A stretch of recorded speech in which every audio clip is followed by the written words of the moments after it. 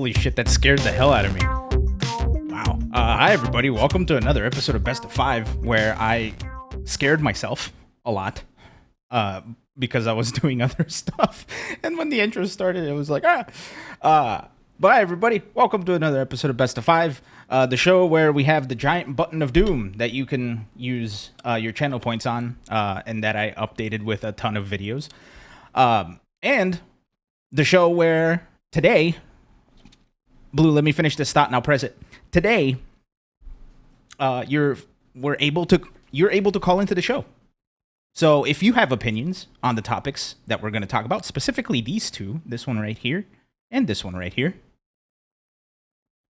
you can call into the show. We'll get into how to do that in just a little bit. But first,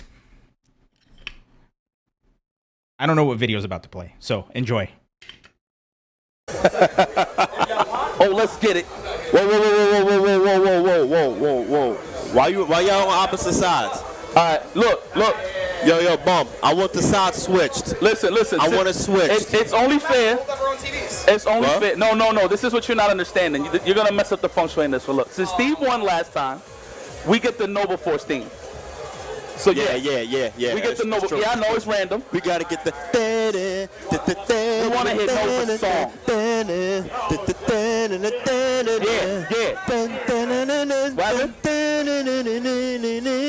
Switch. Yeah, I'm sorry to burst y'all bubble. That's what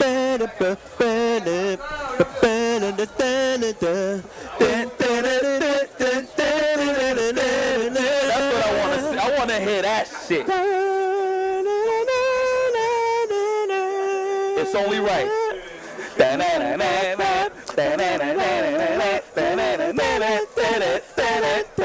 That's my shit.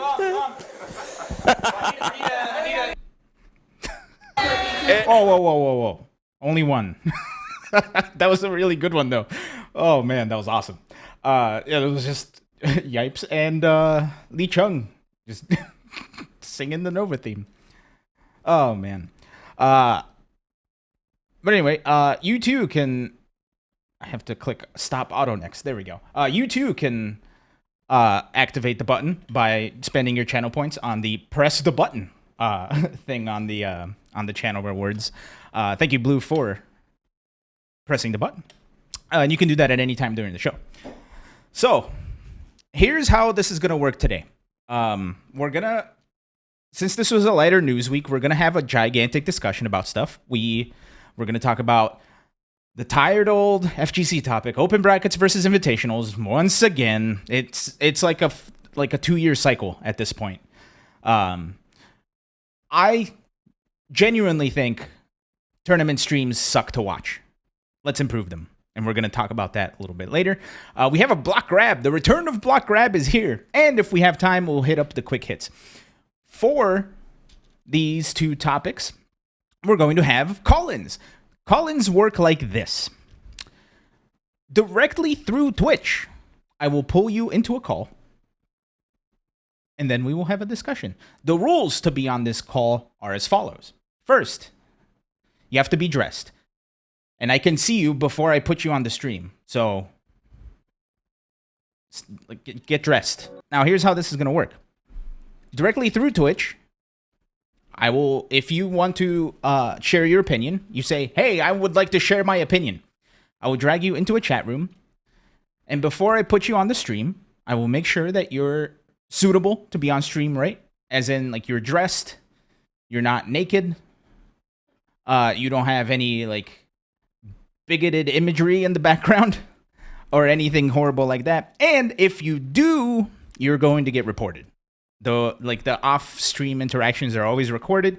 And if you say some dumb shit on the stream, I'm not going to be held liable. You are. Thanks, Twitch, for protecting my channel while I use this feature. So, when I open up the floor, I will say something like, anybody have any opinions and wants to call in? You can say, hey, me, and then we'll bring you in. You need to have headphones on, because if you have your speakers on, then it's just going to be an endless feedback loop, and we're just going to hear screeches and terrible digital noises. It's going to be awful. So save us all the trouble. Save us all the trouble from screeches and all terrible noises, and wear headphones. That's about it. Anything else we can work with. All right. With that out of the way, ladies and gents, I believe it do be time for us to go back to the main squeeze offsuit patented weekly recap.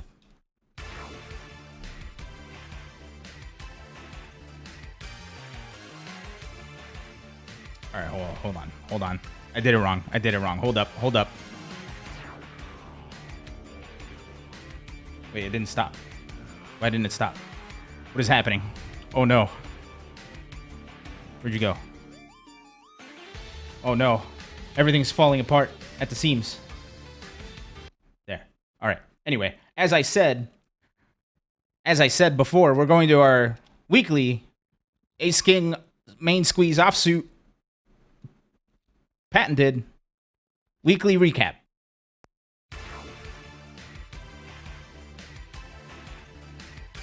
Yay, it worked this time. All right. I mean, it works every time.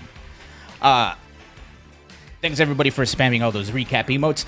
We're going straight to CPT Middle East, the Capcom Pro Tour online premiere that took place this past weekend, and it was a battle of the birds for the Grande Finals, with Angry Bird taking it over the Big Bird. Angry Bird qualifies for Capcom Cup number 9, so congrats to them. GTR taking the bronze. Fandroid, Bashar S10, Volcano Rosso, Beam the Gamer, and Linku, all rounding out your top 8. Next, there we go. We're going to South Korea for the Grand Blue Fantasy vs. Community League, where Framework took the number 1 spot, and qualifies for the Asia Regional Finals for the Grand Blue Fantasy vs. Community League. Congrats to them. Snee taking second. Hot Guy, not feeling too hot that day, taking third. Soda Milk, gross. Can Coffee, weird. Malangjang, Pounding, and Wan Ji. I hope I pronounced those right.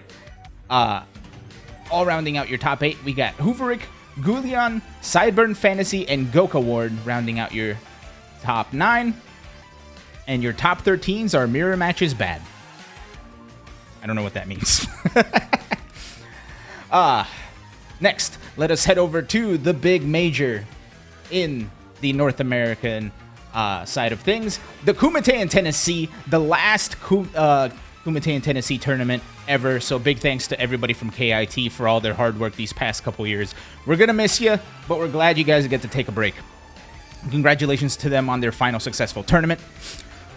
And it was Guilty Gear Strive taken by Solstice. Solstice taking it over BBO Amiibo and Zentai to take the big first place spot. Rounding out the top 8 are Element, Papu, PM Madness, Station, and Yurikov. So congrats to everybody for the big top 8 appearance. Let's go to King of Fighters 15. Yurikov taking the number 1 spot over F-Kang and Junior. Lord Coach Steve taking 4th place. Walmart, the Walmart, tying for 5th alongside Shadow King. And Yamcha, not Yamcha, Yamcha, tying for 7th alongside Pivot Ace. Congrats to the King of Fighters 15 top 8 for Kumite in Tennessee. Next, let's head on over to Street Fighter V, where Young Art, the TS Sabin, Beast Coast, Team Spooky, I'm not sure what MA is. I wish I would have looked this up before.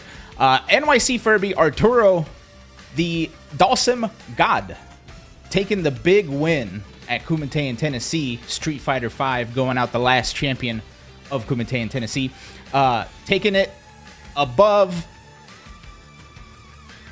the number 2 place player. Dap Vip taking the 3rd spot. Lord Noisy Child taking 4th. Just Pokey, just Pokey, tying for 5th. Drunk Monkey, Shinku, and your good pal Jake, all rounding out the rest of the top 8. So congrats to Lord Arturo. Yeah, look, it's a bit now. We have to commit to the bit. I can't say that name. And with Steve not here, it's just gonna be empty. I don't know what else to tell you. Maybe we can get a recording of Steve saying that name, so I can play it every time he comes up. No, but big ups to them though, for real. They also won a pizza last time around. I forgot what for, but I sent them a pizza. All right, and last on the KIT finale was Tekken 7, taken by the Lord Shadow 20Z over L Train Locomotive and American Whack Dash.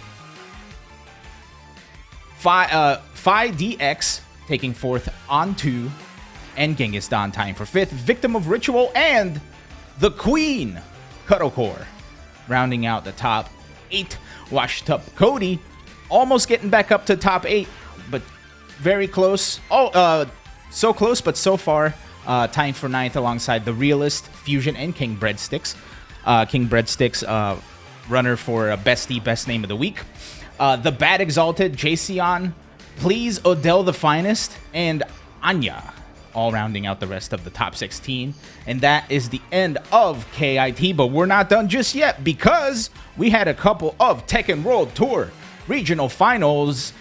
We're starting with the top 4 event for the Central America regional finals, and it was taken by Mexico's own Divine Exorcist 4. He's the 4th one, taking it over Edu from Panama, Roy Tekken from the Dominican Republic taking 3rd, and Geese Joestar from Mexico rounding out the rest of the top 4. So Divine Exorcist qualifies for a trip all the way to Amsterdam for the big global finals. Congrats to Divine Exorcist 4. And last but certainly not least, South America also had its regional finals this week.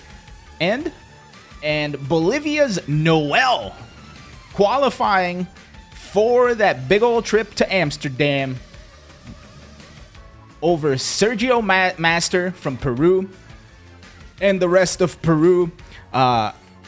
Rounding out the rest of the top 4 with Sapito and Abel del Maestro.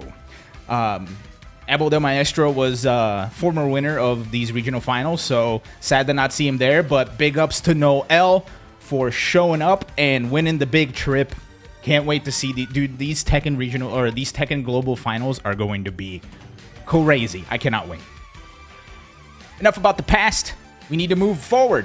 What to watch this week? Thursday through Sunday, we got Smash Summit number 14 at BTSS Smash. The Tekken World Tour regional finals for West Africa and North Africa are happening on Saturday. SNK regional bouts for Southeast Asia is happening on Saturday as well. Capcom Pro Tour's online premiere for Asia East happening both Saturday and Sunday. Granblue Fantasy vs. Community League for North America South 2 and EU East 2 are happening on Sunday. And the Malta Cyber Series 6 also happening on Sunday. So please go check out all of these tournaments this week. And this, ladies and gents, has been the return of... Oh no, there we go. The weekly recap. I almost screwed up the transition there, but we got it, baby. We did it. We did it, everybody. Okay, so we have a show that's going to be very discussion-based. I want everybody to remain civil. Everybody is entitled to an opinion, but you're not entitled to be a dick. So I don't want to see anybody talking down to anybody. I just want us to have a civil discussion about where the FGC is going in the future. All right? Everybody agree with that? If you agree with that, let me see you hit 1 in the chat.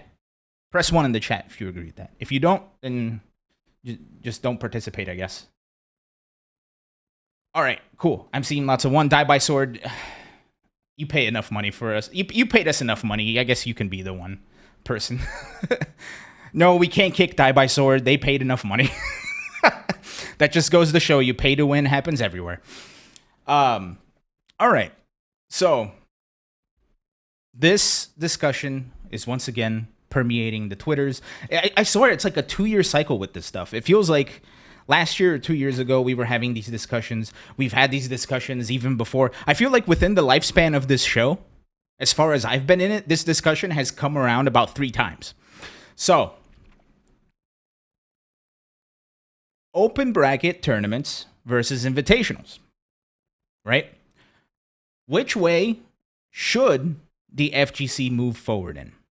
Now, I'll give you my points, and then if anybody in the chat wants to join in, we'll open up the calls, and you'll be able to give your points, and we can have a discussion. Here's the sitch. The entire thing about the FGC that sets it apart from any other esport is the open bracket format, right? The FGC, I feel like, is one of those very, very few, if not only, communities where all you have to do to participate is show up, right? You can be anyone, anything, any skill level. As long as you show up, you get to play. At the minimum, you get to play 2 matches during the tournament, and then you get to play casuals or whatever you want to do, right? No other esport, at least that I've seen, has this kind of an advantage and this kind of a community feel, right? Where everybody's involved. It's usually reserved to people who are drafted into teams, or it's usually like, I don't even know how people get into like something like Call of Duty or something like League of Legends, Dota, etc., etc. I guess you have to be picked up by a team and then you get sent places. How do you get picked up by a team? Hell's if I know, right? So the FGC is the most accessible esport in the world. With the introduction of online, that adds even more accessibility, right? Anyone, anywhere, at any time, as long as it lines up with the tournament, can participate, especially if it's those open bracket tournaments. Now, the big discussion has been, should there be open bracket online tournaments in order to set up a top 16 for an event, right? So events essentially go from open bracket events to just invitationals for people who participate in those open bracket qualifiers. That is the most asinine thing I have ever heard in my life. And here's why. First, that is going to be such a huge loss of opportunity for the FGC in general, because organizers are going to miss out on hosting people. Advertisers are going to miss out on advertising to people and making sales on location. Culturally, we're going to miss out because nobody is going to travel anymore, right? Like if you're talking my specific opinion, if this happens, like say for example, like a regional, like Texas Showdown. Texas Showdown is here in Texas, where I'm at. If Texas Showdown is online qualifier, where only the top 16 get to go and everyone else can go to spectate, I'm not going, right? And the same holds up for literally any other tournament. Maybe with very few exceptions, but even then, it's not worth it for me to travel, right? If I don't get to play, right? So TOs are missing out. The opportunity for advertisers are missing out. The community is missing out. Like, think of all the artist alleys and all of the indie games that get to show off their stuff for all these bigger events, right? Like Evo CEO, Combo Breaker. Think of all of the vendors that go to sell merch. Think of literally everything at a tournament is gone because it's just going to be an invitational. Think of all the other streamers, right? Like think of literally any tournament, you have to have more than one stream at this point, right? Because there's multiple games happening. So Texas Showdown, for example, will have probably like 2 to 3 streams. I remember the Big E events have like 4 to 5 streams, right? So taking away this open bracket idea of anybody can go, anybody can play, because everybody is on the same level when it comes to attendance, is going to, in my opinion, ruin the FGC. Like, I think, honestly, that'll be the end of it. Because there's going to be no more incentive for anybody to travel. There's going to be no incentive for people to go to big tournaments, to, like, meet people, to go to places. It's just going to incentivize people staying at home and not attending. And the people who do the most in the most thankless ways, the TOs, are going to suffer, right? The big streamers, right? Or not even the big streamers. I mean, like, people who, like, the unheard of, or not unheard of, that's not what I mean. Like, the unsung streamers, right? I'm talking, like, people like BG Callisto. Man, there's endless people. Like, I remember Kick Punch Block was a stream. people like Art going to like this the smaller tournaments and grinding out, like those are the people that are going to lose out on the money that they or opportunities that they usually get. We're all going to lose opportunities to go see our friends, right? It's not often that, or it's not normal that we get to every once in a while go meet up as one community in one place, right? That's not normal in the sense of participation, right? Because with other esports, there's always like the two-tier, like there's always like the two-tiered system, right? Where you have the players and the spectators, and those usually don't overlap. So when you divide the FGC like that with players and spectators, I feel like a lot of people who have done so much for the community and have been so involved are going to leave because there's no reason to be in it anymore if you can't participate, right? If your participation is being a stream monster or paying $50 to go sit in an arena, that's it. That's the end of the FGC, in my opinion. So the solution to this is to have both, right? Have a giant invitational events like Red Bull Kumite, Street Fighter League. Have them alongside these open bracket tournaments, right? I think Capcom is doing the best with this specific thing because they have the Capcom Pro Tour where it is an invitational where you get to go see who's going to win the Capcom Cup, and they have their invitational league, Street Fighter League. They have their finals happening at Capcom Cup as well. So they're leveraging both sides of the coin to their advantage, right? Especially if they have something like a last chance qualifier. That incentivizes people to go. If you no longer have that, why go? Why spend all this money to go travel when you could just watch it at home? Nah, I mean, those are my points on this specific issue. I don't know if I'm too big of a fan of invitationals, right? Just because, we see the same people doing the same things. Maybe that'll change with Street Fighter 6, I'm not sure. But it just feels like we always see the same faces doing the same things when there's an invitational. So unless there's more diversity in that sense, to me, invitationals feel kind of dry. With the exception of, like off-the-wall invitationals, like something like Summit, like Smash Summit, or, Red Bull Kumite. I remember Red Bull had the Proving Grounds, Battlegrounds thing, where like 3 people, one from Xrd, one from Street Fighter, and one from Tekken were put into a team and they went. That was a great idea. Stuff like that. Like unusual, out of the norm, out of the box invitational ideas, I think is going to be the best to have in the FGC alongside open bracket tournaments. Those are my points. Does anybody in chat agree or disagree and want to hop on? And now also, as a big warning, if you do hop on the call, the audio you hear from me is going to sound like ass. So Squidly says that their piece is that they don't like the idea of participating in tournaments as much as they do just playing with other people with the same interests. Squidly, do you go to tournaments for that, or do you go to locals?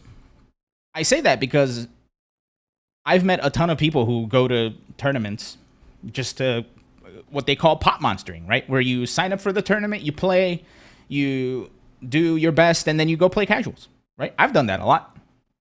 Hell, I do that every time I go to a tournament. You think I'm going to win something? Like, the one chance I have to maybe win something is as soon as a game comes out. And I find, I pull an Eris where I find the dead shot. Once in a blue moon. Yeah, so I'm assuming you like playing online and you like hanging out with friends and playing like that. That's perfectly fine as well. And that can absolutely coexist with an open bracket tournament. Right? Like, the idea of being somebody in the outside looking in can absolutely coexist with an open bracket. However, a large portion of the FGC is going to be left out in the dust, and they will not be able to coexist with an invitationals only format. That's where I'm at. So I'll open it up once again. How long have we been going? It's been 30 minutes. I'll open it up once again. Anybody in chat want to hop on? This is your chance. I'm going to take a sip of water while I wait for the response. And if not, we'll just move on to the next one. And boy, the next topic I got some opinions on. Okay, water has been consumed. Let's move on to the next topic. Tournament streams. I've said this for a long time, and I think it's finally coming to a head where I have not enjoyed watching a tournament from home for a long time. I watch tournaments because I have to at this point. I don't think the viewer experience is good, nor do I think the impact that tournament streams have on an offline event are good. Let's get into it. First, the current format of tournament streams for the FGC are awful, both on location and as a stream monster. What do I mean by that? Too much time between matches, right? When you're sitting at home watching a tournament, you want to see something progress. But more often than not, there is so much waiting, and it all adds up so long that it just feels like you're wasting time, right? Especially recently, where we've had the issue with Twitch ads, and we've had the issue with the gigantic list of sponsors, which gigantic list of sponsors is great. However, when it starts diminishing the quality of what we're putting out, there's a problem. So I did a little bit of research before signing on today, and I'm going to share with you exactly what I mean.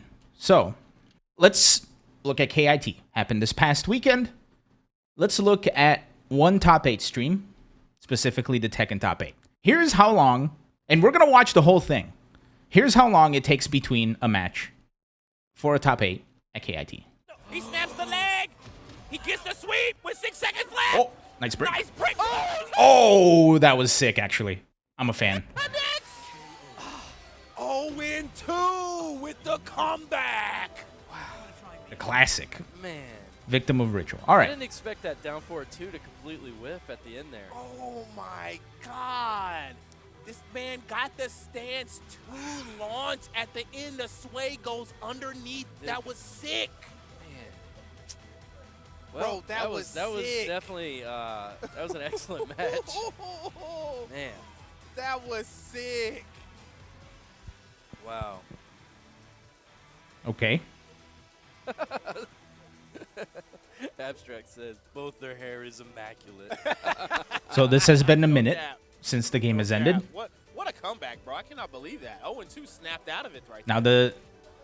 the commentators are starting to stall, right? Holy It's good, and yeah. this is like nothing. And the crowd was really loud. That Like, this is not me shit talking the commentators at all, because that's not what this is about. Believe, We'll talk about that later. 4-2 went right under Steve's duck tube. That was so crazy. Completely whipped. So Okay. We are about to see, the It's a minute and a half. Final, the final losers round 1 match, Cuddlecore versus Shadow. I thought. Ooh, Cuddlecore versus Shadow? How things placed, it really sucks. Man, for it sucks Cuddlecore. that we already had the They recap, played so each other spoiler. for a long time. So it would have been nice if, say, it was swapped up with where maybe one of them went to Victim, or Okay. or 0-2. But they have to. Yeah, so this is going to be good though. Because See, I'm already they like have starting to shown- itch. I mean, right? Historically, I don't know if it's just me with several times in tournaments. So high anxiety. I'm just curious if Shadow's going to go with Safina or Claudio. He played. I don't know if it's just me with high anxiety or not, but I'm already starting to itch. Last right? week and won, and nobody put him in. And it's only been 2 minutes. Really well at Oktoberfest. So Okay. Spoiler alert. Last time they fought, I saw Zhao Yu versus Kai. We're not even halfway there. Really oh, weird. that's right. Yeah, It's really weird, yes, but Right. Yeah, Shadow plays a lot of characters. So Should get that checked out. Hey, I don't I know, go to a man. psychiatrist. ATL's looking strong, and it's funny. We were just talking about scenes, not per se dying out, but you know the tournament life of certain scenes kind of dying. it's not a out. rash. This one. It's And anxiety, yet, right? Scenes like 4-4 Like just we've like just hit strides. the halfway Yeah, point. there was like, And again, there is no disrespect to these commentators, right? That's not what this is about. Because they're doing what they need to do. They're doing their job right now. They're vamping. I mean, and just like Greg that used to be the one that ran 404, he's just like Ian Vandy here, just super efficient, super quick. I thought we were going to be there really late. It was really fast. Like, hey, we do this, man. We do this. Right. I was thinking to myself before I came to this tournament. And now this also isn't exclusive to KIT, FGC right? This happens in every stream where like there's this much time between matches. CEO where it's super huge and you kind of you're stuck in your little bubble with your close scene and with your friends. Am I saying they should be playing an ad? There's ones like No. this and like 404 and like Frosty Fausti's that are more of like This tournament 7.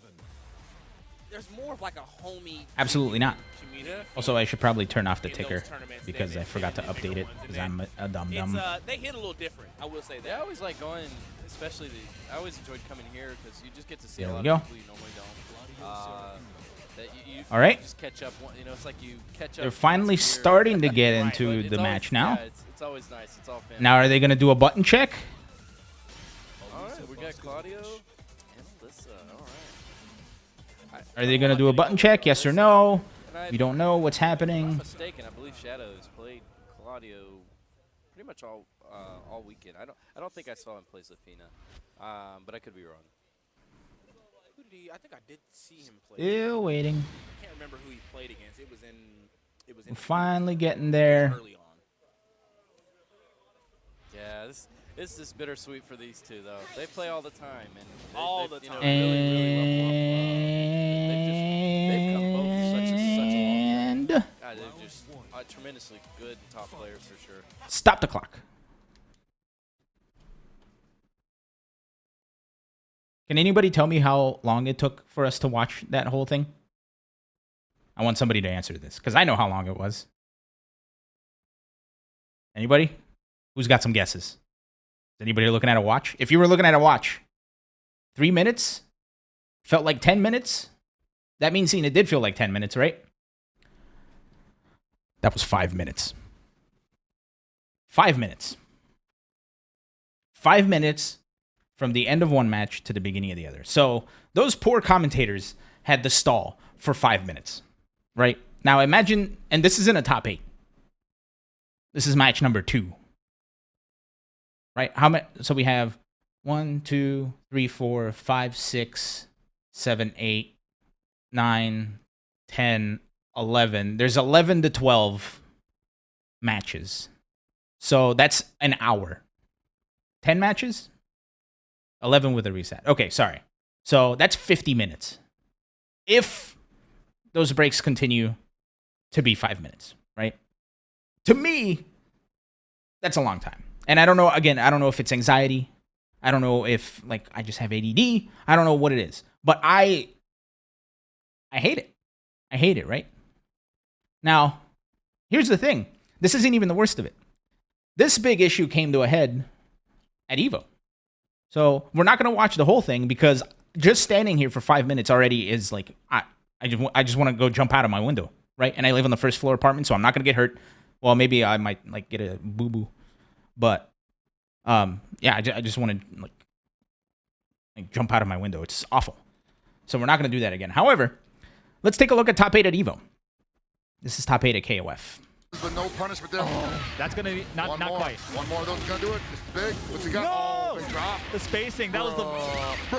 Wait a minute. Got him. No! That's it. Lasted, holding together, staying frosty. Start the clock. That's so unfortunate, Paco. North America's last hope is eliminated by Lasted from Korea.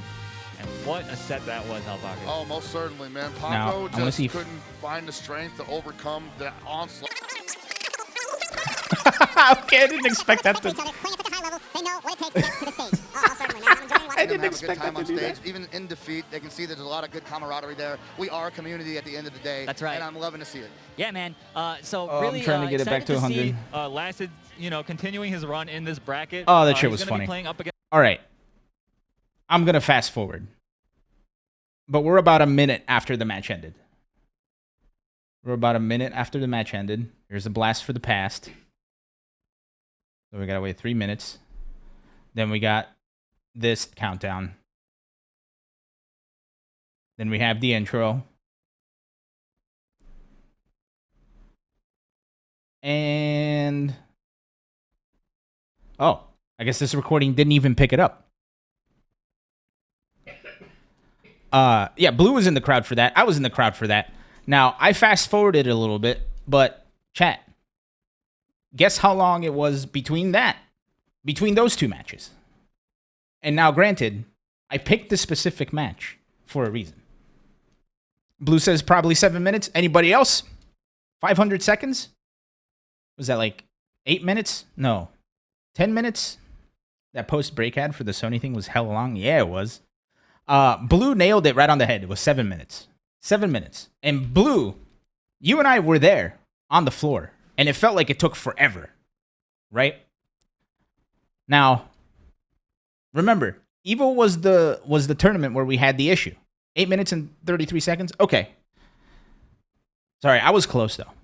Right? Now, Evo had the issue where the Twitch ads compounded with the sponsor ads.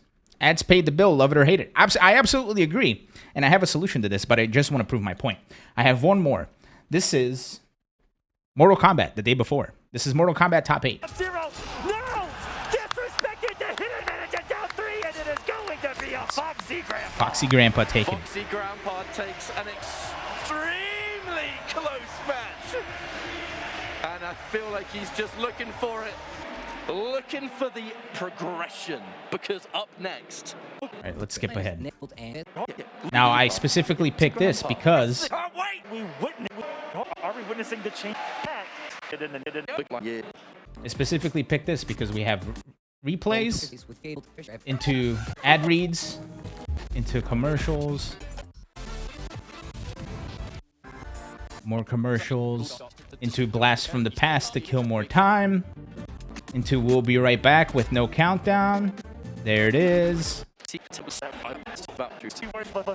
third of the pie that's going to be in the top. Stop the clock. Now, can you guys tell me how long that was? Obviously, it's a little hard to gauge because I'm fast forwarding through it, right? But we had one for 5. We had one for 7. This was the big issue at EVO, where we had the Twitch ads on top of the sponsorship ads. Hit me with it. Who's got some guesses? 6. Got Blue with 6.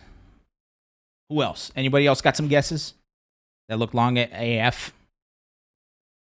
3? 9-ish? 9 hours? It did feel like hours. 3 hours. Okay, now I see what you're saying. This was the most egregious one. It was 15 minutes. 15 minutes. Again, this is top 8. So add that up. 15, that's 2 hours.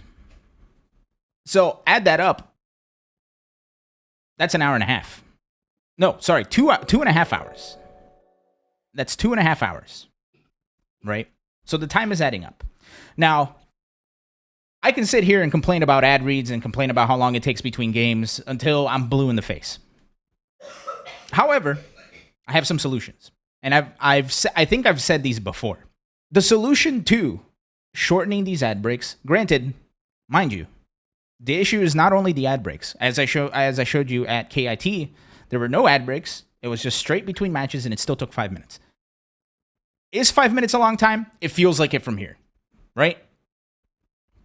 I could be crazy. Granted,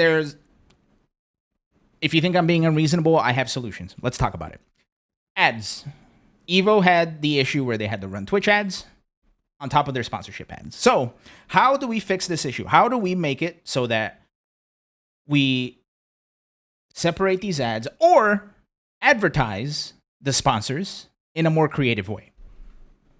The answer, not necessarily simple, but I have a solution. Have you guys ever watched NASCAR? Or like any like local racing?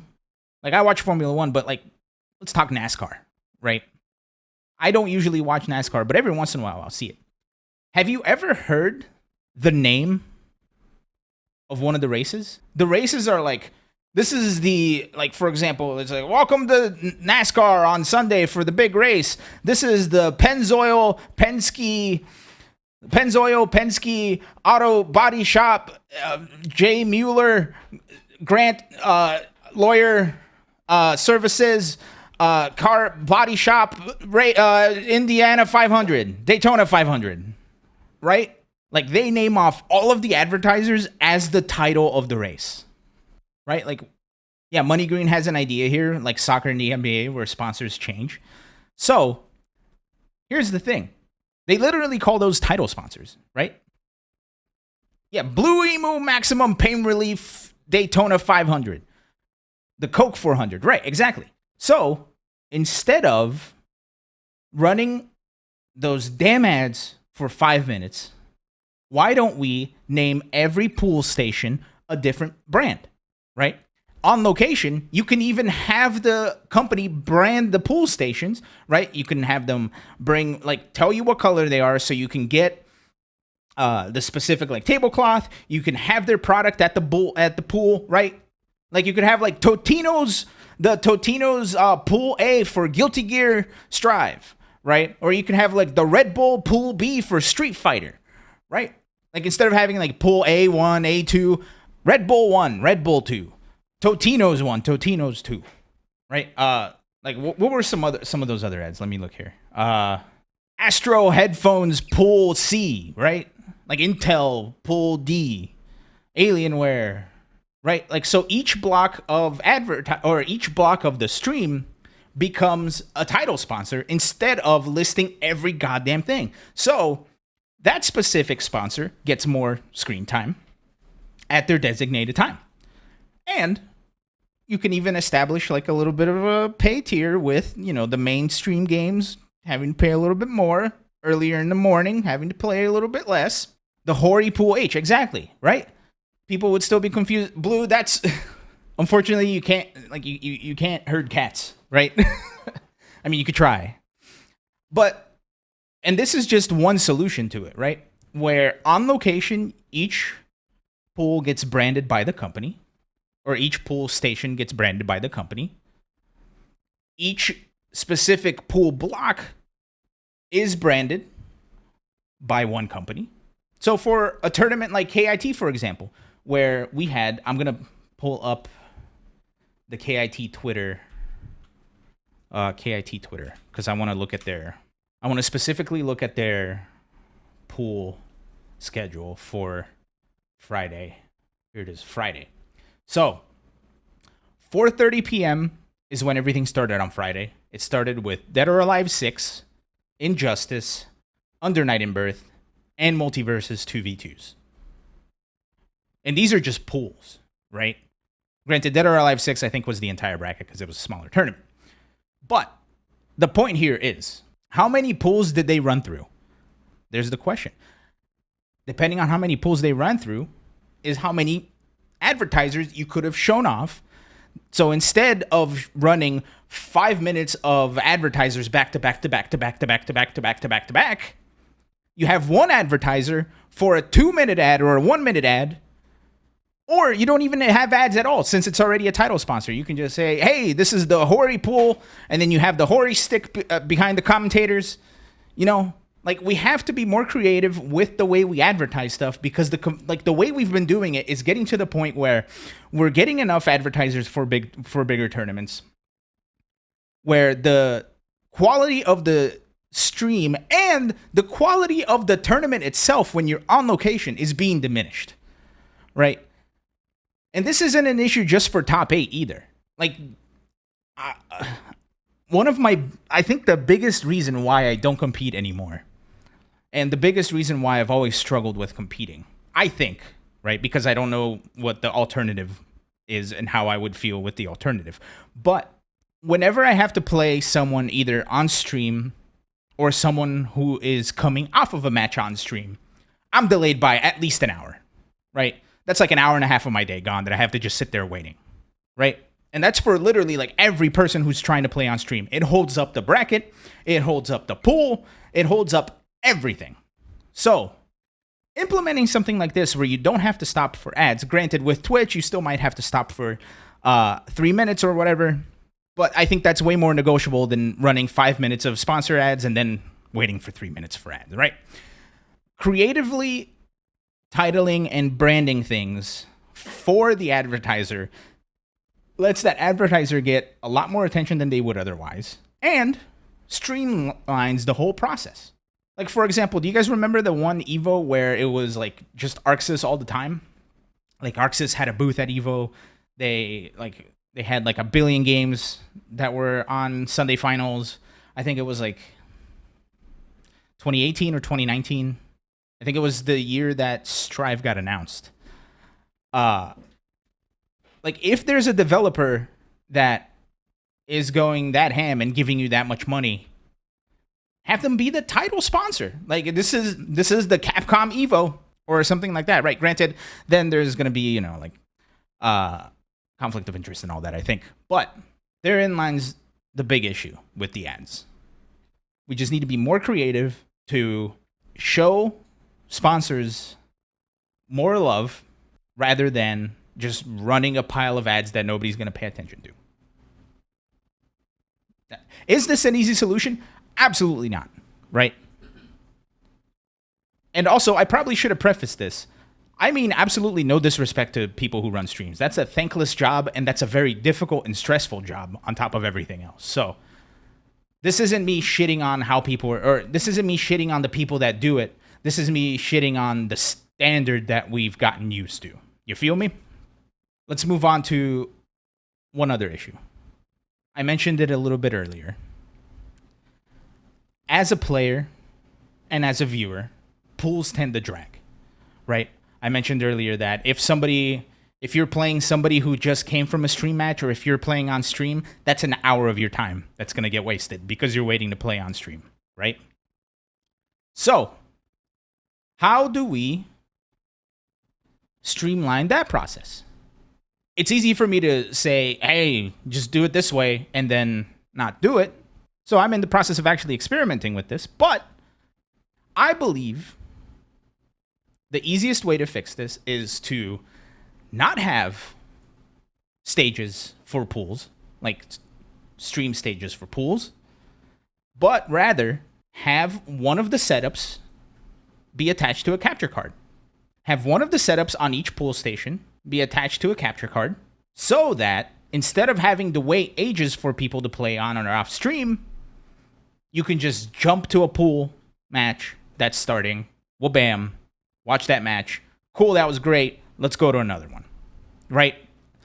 That takes a little bit more coordination because you have to then figure out a match that's starting when one immediately ends. That takes a little bit more technology, right? Because you're adding one extra piece of things to the river of gigantic technology, like pile of technology that's already running. But this will help streamline pools in a way that pools are going to run more efficiently because you're not waiting for people to play on stage. We still get to watch matches, and we get to watch matches at a higher frequency. So then, you can have blocks where you can watch 4 to 5 matches instead of watching 2 matches and then waiting 5 minutes for an ad break, right? So you can have an entire pool block run. You can watch 5 matches. Once the pools are over, then you run the ads, you take a break, you switch commentators if they're getting tired. Next pool block comes in, well, bam, we're back at it. You feel me? You want to play at the Budweiser stations? Oh, boy. Granted, Bud Light sponsored a big thing, so I guess maybe they don't care much about alcohol anymore. Although the YP thing is still hilarious to me, and they probably wouldn't approve of that very much. So, therein lies a solution to the problem. Another solution is there's a codec called NDI. This makes it a little bit complicated, but NDI is what I use here at home, where you can transmit a video and audio feed via an Ethernet cable, right? So, if you set up a network at a tournament, you can essentially have each station be its own NDI source that you can then pull in whenever you want. This especially would go great when tournaments start going full PC. And this is something that I had a discussion with Art about, where you can essentially, if you have PC only tournament like you had Defend the North, for example, each station has the PC tied to an Ethernet that is sending an NDI feed. It won't hamper the gameplay because NDI is is not very resource intensive, right? Like I run NDI, like when I was streaming Street Fighter 6, I ran NDI on it while the game was running at full graphics, and it was perfectly fine. So when you have something like that set up, you can then capture literally anything, and you can see every input, so you can see when matches are starting, when matches are ending, and everything. That is, I think, a solution that is going to be a lot easier to handle on the production side because you just have a giant list of sources instead of having to physically switch everything. You feel me? So that's another solution to this issue. And again, because the stream would then reflect what's going on in pools instead of the stream hampering what's going on in pools, I think there will be a better experience both for the viewer and for the player. Because if you get put in a match on stream, you probably won't know about it, which means, granted, I guess that takes away, I do agree that does take away like the big stage, right? And as I was saying, like one of the big things about attending a tournament is everybody starts on even footing. So if you get paired up with someone, if you're not yourself a player, a big name player, but you get paired up with a big name player, there's a chance you'll be playing on the big stage, right? I guess in that sense, that is taking away a little something of it, right? However, we're going to take a big stop because we're getting rated. So actually, before I even get into it, for those of you that have never been here before, hi, my name is Ilan. This is Best of 5. We're a weekly FGC talk show. We go over tournament results, and we talk about new game updates or releases, and we chat about FGC things in general. Today, we're specifically talking about tournament streams that suck and how we're going to improve it. But EBGBs has just redeemed Press the Button. So I have this giant emergency button here, and I have to press it now. So here we go.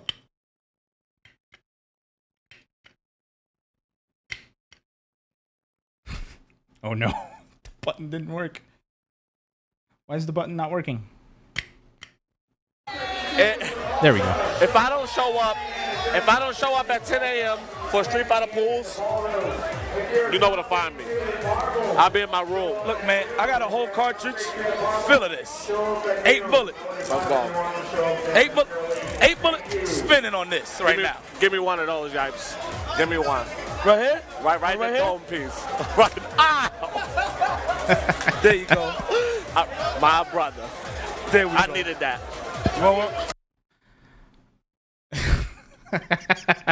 Dude, this playlist is so good. So, for those of you that are new, this button is tied to a playlist of various clips from Based Monster, which is an old FGC YouTube channel that used to clip bizarre moments in tournaments, right? Much like what you just saw K-Brad getting shot in the head by Yipes. Damn, did you guys get ads during that? No. How long has it been since you heard that name, right? Dude, Base Monster was my go-to, man. And it's hilarious because, like, I was at some of those tournaments, so watching the Base Monster highlight after I got home, beautiful, beautiful, beautiful. Back to the discussion. We were talking about tournament streams and how they suck and how we can improve them. I was specifically talking about the pool delay. Delay in pools, right? When you're there competing, if you get put on a stream, or if you're playing somebody that just played on stream, an hour of your day is gone. You just have to sit there and wait, right? So I said a couple of the solutions were either to put capture cards on the streaming or on the pool setups themselves, or have an NDI thing for a PC-only tournament where each PC is then a source on its own. So like that, instead of the stream dictating how the tournament goes, the stream reflects how the tournament is going, right? You're still going to get time to run ads between pools, right? When you switch pool blocks, you're still going to have commentators, you're still going to be able to, with our other solution for ads, if you're branding those pools, you're still going to be able to give love to the advertisers and to the people who are paying you to, or paying you in order to sponsor you, right? You're still going to have time for all of that. You're still going to have a chance to do all of that, but the frequency of the matches increase, the energy of the stream increases, and the viewing experience is going to be a billion times better because of it. It's going to get to a point where you want to take those breaks, right? That is my second point. First point was about the ads. Second point was about it interrupting tournaments. This does not, by the way, the thing about interrupting tournaments does not apply to top 8. Does not apply to top 8. Audio distortion sucks. Dude, underscore, I 100% agree with you. However, a lot of the bigger tournaments have already implemented this. Getting it to other people who aren't so lucky to have great equipment is difficult because it's expensive, right? Money solves everything. At the end of the day, like, life is pay to win, and it sucks that it's that way, but you know, we live when we live. So my first point was about the stream interrupting the tournament. My second point was about the ads, which compounded with the first point. My third point comes by way of a tweet that I saw right before I started the show.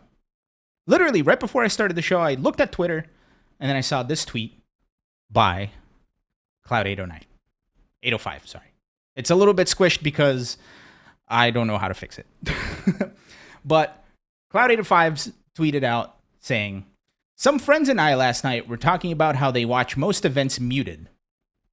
I asked why, and they responded, because of the commentators. I've seen others mention that they do this as well. What can some current and newer commentators improve on for you to unmute them?" That is an excellent question. This is a very hard question to answer, and it's a very difficult topic to talk about without, like, what is the word I'm trying to say here? Without, like, making it seem like the commentators are doing something wrong. Because at the end of the day, they're not. Without hurting feelings, yeah, I guess that too. But at the end of the day, I don't think the commentators are doing anything wrong, with few exceptions, right?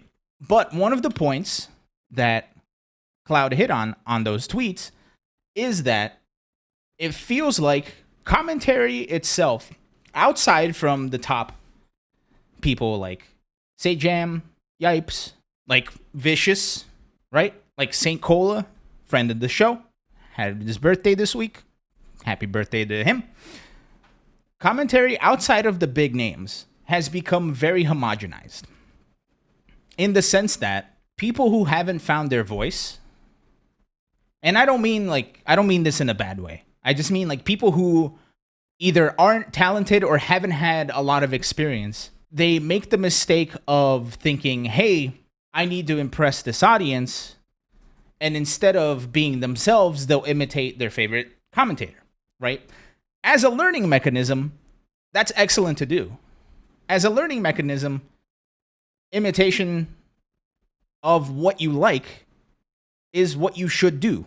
However, when you have everybody trying to imitate Yipes, or everybody trying to imitate Sajam, everybody trying to imitate Vicious, everybody trying to imitate Tasty Steve, everybody asking for noise, right? When it gets to the point where everybody's in this learning phase, and instead of and while they're searching for their voice, what comes out is an imitation of someone else, it feels like things are homogenized. That's difficult to listen to, right? Because at the end of the day, if I'm listening to somebody who sounds like Sajam, or sounds like Rip, or sounds like Vicious, I'd rather just go listen to the real thing. And this isn't any disrespect to the people who are doing this, because again, that's how you learn, and this isn't their fault, right? That's just like a natural inclination that we have, either through the learning process or insecurities or whatever. But nobody's going to be a better Sajam than Sajam. Nobody's going to be a better Vicious than Vicious. Nobody's going to be a better Yipes than Yipes. On the same token, nobody's going to be a better you than you, right? Nobody's going to commentate like you do if you're being yourself. That's difficult. Ultra David does a good Sajam. That's really funny. That's really funny. And to clue you guys in on this joke, it's because Ultra David and Sajam sound very alike. They commentate very differently, but they sound very alike. That's actually really fucking funny. Good shit, Die by Sword. He pays to win. He paid to win. So I have to laugh at his jokes. Granted, that joke was actually funny. So at the end of the day, going back to what I was saying earlier about how our community is so inclusive, right? We're undoubtedly like one of the most diverse communities when it comes to esports.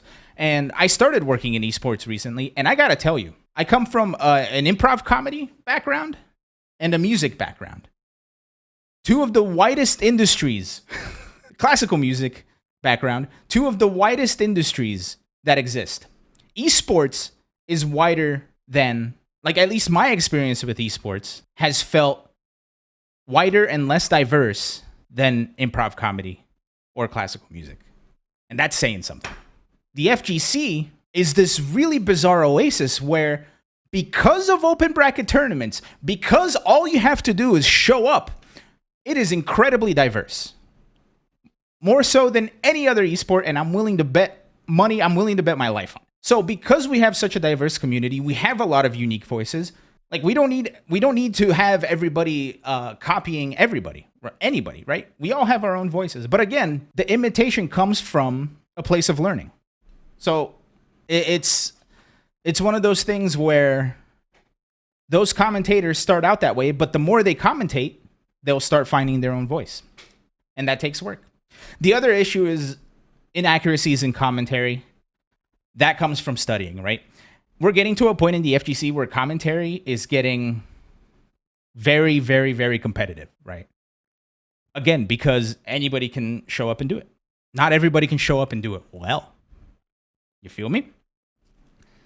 So because commentary is getting very competitive, the standard for commentary is increasing, which means we can't have the days of the past where, oh, I've never played this game, but you need somebody for commentary. Let me sit down, right? I think back to what was it? It was a Wednesday Night Fights stream.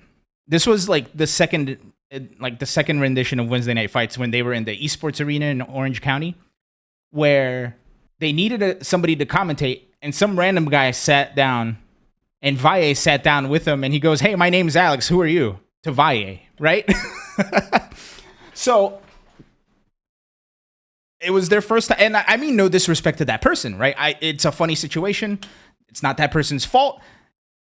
That person was actually very, very brave to step on commentary, right? So no longer do we have the days of where you can just, with local communities, right? Locals is a whole different beast. I'm talking about like regional, like larger tournaments. No longer do we have the luxury of like just pulling random people into commentary and then they entertain the stream.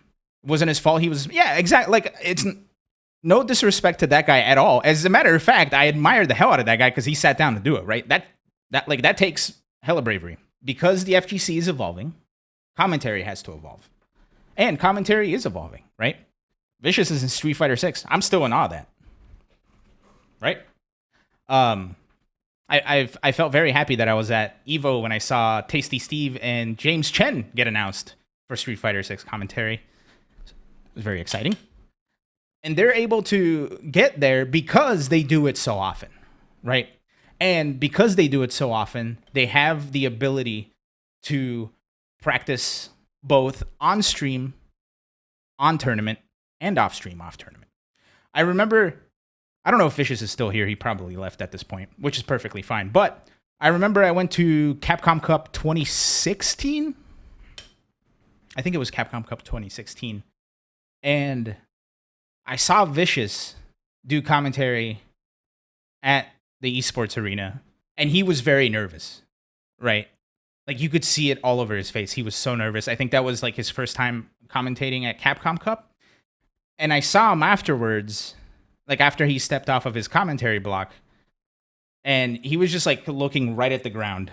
Like, he was just staring right at the ground. Like, he was just like in his own head. And I didn't know Vicious at the time, but I patted him on the back. I was like, dude, you're nervous, man. You're doing great. Just go do your thing. And then he did. And look where he is now. Because of me, he's in Street Fighter. I'm kidding. Not because of me. But anyway, that anecdote kind of gave me the realization that I'm privileged in the sense that because I did classical music and because I did improv comedy, I'm kind of built for performance, right? I'm used to being on stage. I'm used to addressing people. I'm used to streaming. I'm used to, making a fool of myself. Like, I kind of don't care about me anymore. I just do whatever, right? Not everybody has that kind of experience, nor does everybody have that kind of outlook, right? And that's in itself a skill that has to be learned. But look at Vicious now. He is swinging above his weight, in my opinion. He's holding his own. His presence on camera is amazing. He's in Street Fighter 6. That's all you need. That's all you need. You feel me? Last but not least, while we're talking about commentators, my last point is not so much about commentary itself, but the overall presentation of a show. The overall presentation of a fighting game stream. I hate going to a tournament, sitting down to watch some matches, and not being able to hear commentary. Commentary is a hard job that doesn't pay well. Yeah, like I said, all of these jobs are completely thankless, but they're so important, right? They're unbelievably important.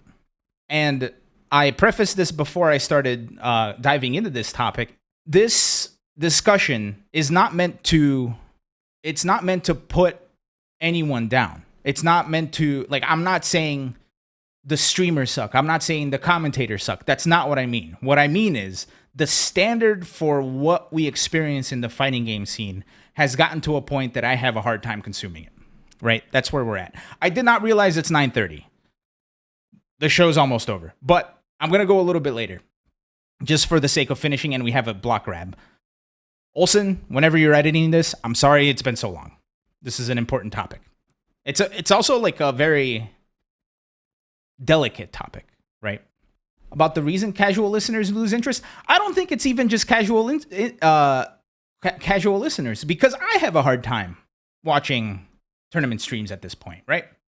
Like, if I didn't have to run this show, I would not be watching tournaments. I feel like I have better stuff to do, or things that occupy my brain in a better way. But anyway, sorry, I'm going into a billion tangents. Let me finish my thing, then I'm going to open up the floor for discussions. The last bit of this is the presentation itself. I am so tired of seeing commentators get hidden away behind the stage, right? I think that disconnects the commentators from what's actually happening. I believe a way to present a stream better, a way to help the commentators be more connected to what's happening in the scene, or not in the scene, but in the venue, and also helps the commentators supplement their commentary with more observation, is to have the commentators on stage next to the players, right? Say this is a diagram of the stage right here. This is the stream setup. Have the commentators like this, where they're, like this. Holy shit, I'm dying. Like this, where they can see the players. They're off to the side of the stage, so they're not taking attention away from the players. They can see the players and they can see the crowd. That will absolutely help commentators' energy. It will help with the commentators' context, right? Because one of the big issues when you're watching a match is, if you're watching a match from home, is you can't see how the players are reacting to things, right? The commentators have the luxury of having the little screens and stuff, so they can see it and they can maybe call it out every once in a while. But could you imagine if you have the commentators on stage and Daigo gets the stupidest whiff punish on Takedo and Takedo goes, and when you have the commentators facing both the players and the crowd, right? And I love what Combo Breaker does by putting commentary with the crowd. However, having the commentators face the crowd, I think would make for a better presentation. Would make for a better presentation.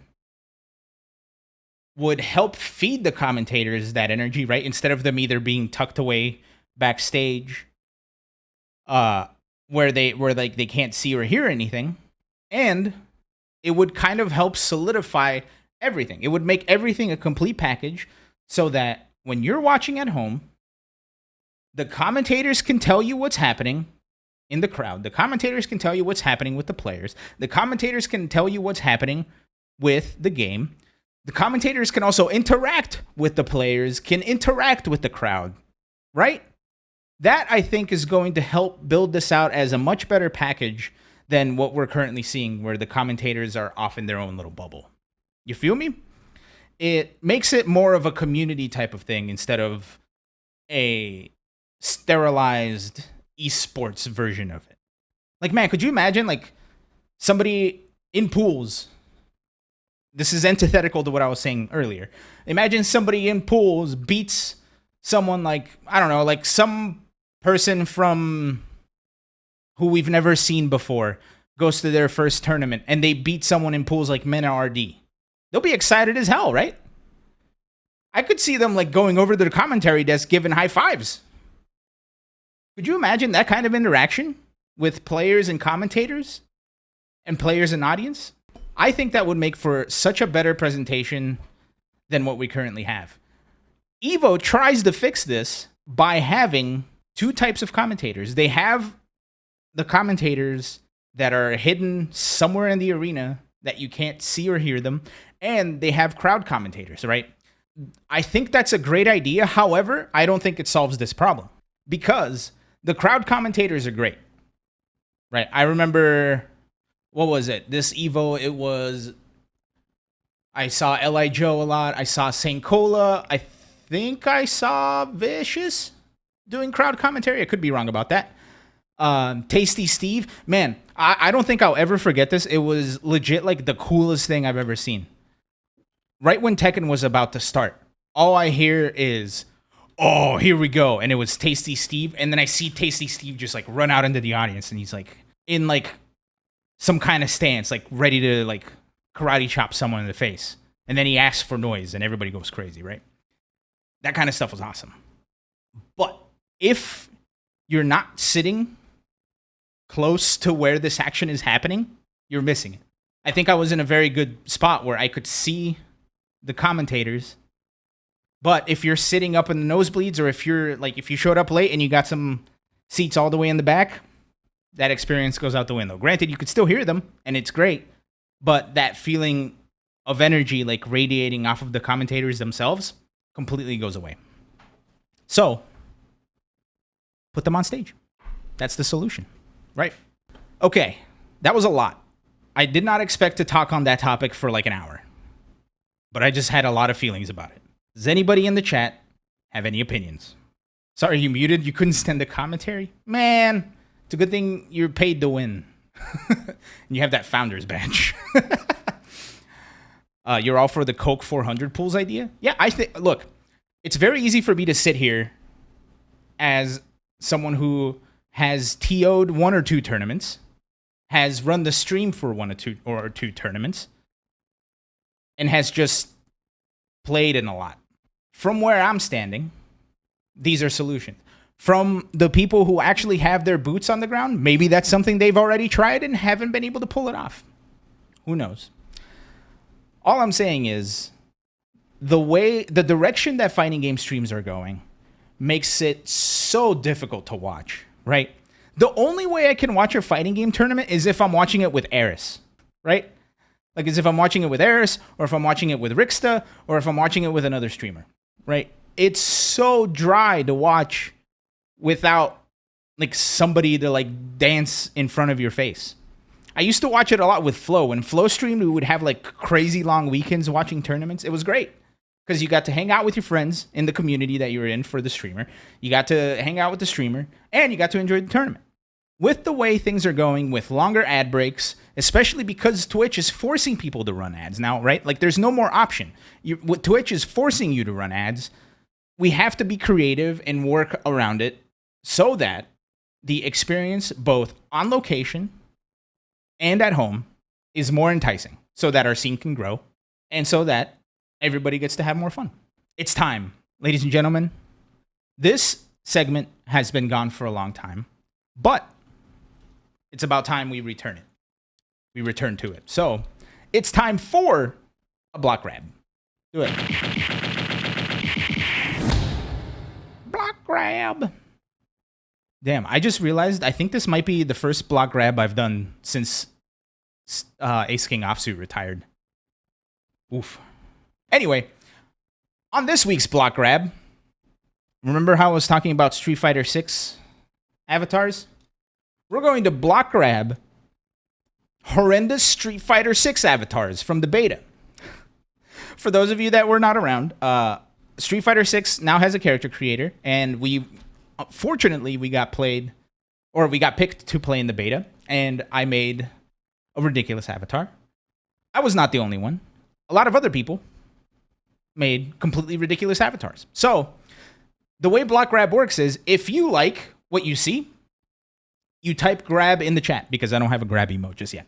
If you don't like what you see, you block it. And we do have a followers block emote, so all you have to do is follow the channel. And that's it, right?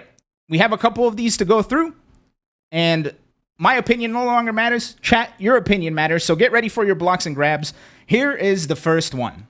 Boober Boober with the extremely, extremely tiny hip, ridiculously wide shoulder, cat paws, and calves that make any cyclist jealous. Block or grab? I see 2 grabs. Anybody else? I'm gonna, you know what? I'll grab it as well. You feel me? That's a hella grab. Block _ blocked. So we got Die by Sword ran away. Die by Sword with your avatar, you cannot. Easy peasy block. Squidly kind of grabs. All right. Let's go to our next one. And this one is a famous one. Ladies and gentlemen, the Giuna. Blocker grab on Giuna. I'm grabbing. You feel me? Thick thighs save lives. And I think that is this person's entire reason for living. Is thick thighs save lives and thick necks do Becks. I don't know. Those aren't thighs. Oh, this one is a little controversial. So we got a couple grabs, couple blocks. Die by Sword is drive impacting it. Thick of sickly. All right. The Giuna is a little bit of a split. Now, this next screenshot does include Giuna. However, we're looking at the person on the right. All right? Looking at the person on the right. Minnow. Ladies and gentlemen, block or grab the avatar on the right. I'll block, and here's why. The leg hair. Like, I don't mind hair, but man, that makes it difficult for me. I don't think I can hit, like, literally, like, that's the first thing my eyes went to. The first thing my eyes went to. Okay, this one's a little bit more unanimous. So everybody except for Squidly goes with a grab. The Chad Minnow versus the Frigid June. Oh my god.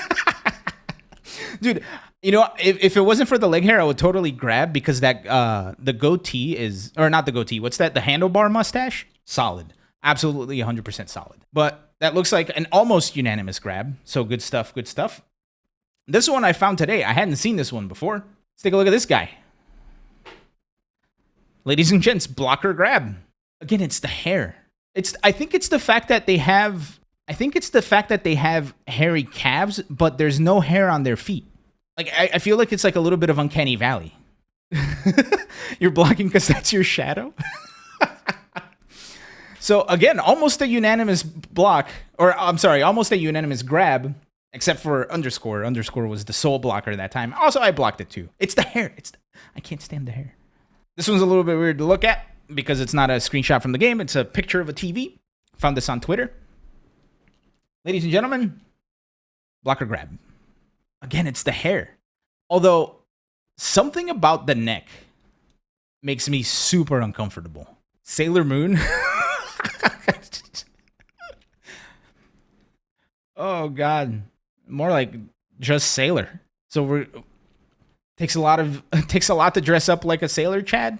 Something I'm down to grab it, but something about the neck just makes it super uncomfortable. I think it's because the neck is so thick and the head is so small. But looks like it was a little bit split. We got some mixes. We got some grabs. We got some blocks. Okay. One of these days, I'm going to figure out how to, like, get a percentage of people that say block or grab. Unfortunately, today is not that day. Our second to last block or grab. Die by Sword, I was going to ask you for a picture of yours, but I didn't know how to get a hold of you. So I'm sorry your character is not included in this. I apologize. It was a grab for me, though. However, second to last is the Specimen. Ladies and gentlemen, block or grab. Again, it's the veiny neck with the tiny head. I can't tell if this person's looking up or if like their head just doesn't move further down because their neck is so thick. Terrifying stuff. So block or grab. We got, it's the color of the now defunct Seattle Supersonics. Okay. So 2 grabs, 2 blocks were completely tied. Oh, it's 3 blocks. The twig arms, that gets everybody. The twig arms get everybody. Ladies and gentlemen, I saved the best for last. Obviously, I don't even know why I'm showing this because I know it's going to be a grab, but the last one for today is the most attractive creation during the Street Fighter 6 beta. My character. Block or grab. This is obviously a grab. He has the Dr. Robotnik unhinged eyes. He has a glowing afro. This is what we call peak evolution. Everything, if you guys saw the streams we did, everything in this character serves an evolutionary purpose. Everything in this character serves an evolutionary purpose. He looks like he's about to make a mean bean machine. 100%. This was Dr. Robotnik before he lost all his hair. Can see if he has leg hair though. He doesn't. He's completely hairless. And here's why. Because if you're getting into a scuffle, people can't pull at your leg hair. He's completely hairless. But ladies and gentlemen, that was the block grab. Block grab. Block, I can improve. No, you can't. That's peak evolution. That's peak evolution. Peak evolution. All right. Well, look. We got 15 minutes before another peak diabetes? What do you mean? Are you kidding me? How does this say diabetes to you? How does this say diabetes to you? I don't understand. I know we went a little bit long today. The thighs cannot be sustained by one heart. Peak evolution, I'm telling you. We do have to get out of here before the ad runs. However, I did go a little bit long today. I was not expecting it. However, the streaming and the streaming and the tournament topic was something that I feel very certain about. Oh, here we go. Bum is streaming a Dragon Ball FighterZ tournament. Let's go raid Bum. So, thanks everybody for joining. Guys. 2 more minutes. If you can, and if you enjoyed the stream, go over to our YouTube, youtube.com/BestofVShow. We are uploading a bunch of stuff there. We're trying to get partnered so we can start monetizing content so we can afford to do more shows on location like we did for Evo and Combo Breaker. Go to bestofvshow.com to follow all of our socials. We're trying to do bigger and better things. Appreciate Vicious for the big raid. Vicious, you're the man. Thank you so much. I'm out of here. I'm going to send you guys over to Bum. Hit the button. All right, I'm going to send you guys over to Bum. So thank you, everybody, for hanging out, for joining us. Oh, we ready. That's it for me. I'll catch you all on the flip side. Peace out.